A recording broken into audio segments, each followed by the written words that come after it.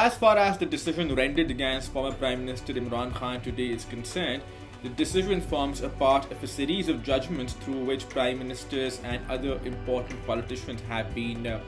disqualified and amputated from the political process. Now, we have seen historically that every judgment through which a prime minister has been disqualified or through which a prime minister has been removed from our political scene has, over time, proven to be extremely unpopular, and such judgments have never been vindicated by the court of public opinion and by history as well. So, for example, we saw that the judgment rendered against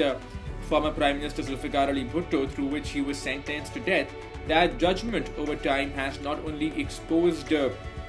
that judgment for its legal lacunas, but that judgment has also, now other facts underpinning that judgment have also come to light, which have established that the judges who were rendering that judgment were facing a number of pressures from the political dispensation of that time. More recently, we saw that the judgment through which former Prime Minister Nawaz Sharif was disqualified, that judgment over time has also become extremely unpopular, not only for the pressures that the judiciary at that time was facing, but also for the weaknesses, the jurisprudential weaknesses that that judgment was laced with.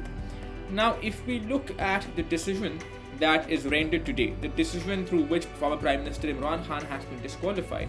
Now, before delving into the merits of the case against Imran Khan, now personally I feel that the case against former Prime Minister Imran Khan was a strong case, and while I believe that there were certain important questions that the former Prime Minister's legal team had to answer, this judgment raises a number of concerns about the right to due process and procedural fairness. So the fact that this conviction was passed in his absence, and given that the Islamabad High Court had earlier passed a judgment through which the Islamabad High Court had directed the trial court to first decide if this case was maintainable. So the Islamabad High Court had earlier directed the trial court to first determine if these proceedings were maintainable and only decide whether or not a case had been met, or a case had been or if the Election Commission had satisfied that there was a case against Imran Khan once the question of maintainability had been determined. And the Islamabad High Court had specifically directed the trial court to decide the issue of maintainability on its merits. Nonetheless,